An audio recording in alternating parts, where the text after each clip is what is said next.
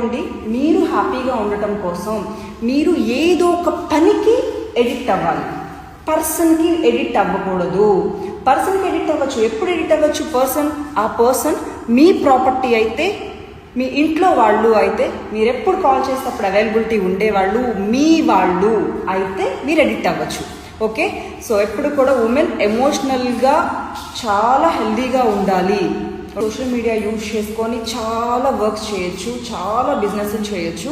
అయితే గుర్తుపెట్టుకోండి, కేర్ఫుల్గా ఉండాలి. పాజిటివ్ ఉంటుంది, నెగిటివ్ ఉంటుంది. సోషల్ మీడియా ఇంట్లో వాళ్ళని ఎదిరించి ఇవి చేయండి అవి చేయండి అని ఏ ఒక్కరు కూడా చెప్పరు. బట్ ఒప్పించి చేసుకోండి. మీరు ఏం చేస్తున్నారనేది వాళ్ళకి అర్థమయ్యేలా చెప్పి చేసుకోండి. వాళ్ళని ఎడ్యుకేట్ చేసి చేసుకోండి.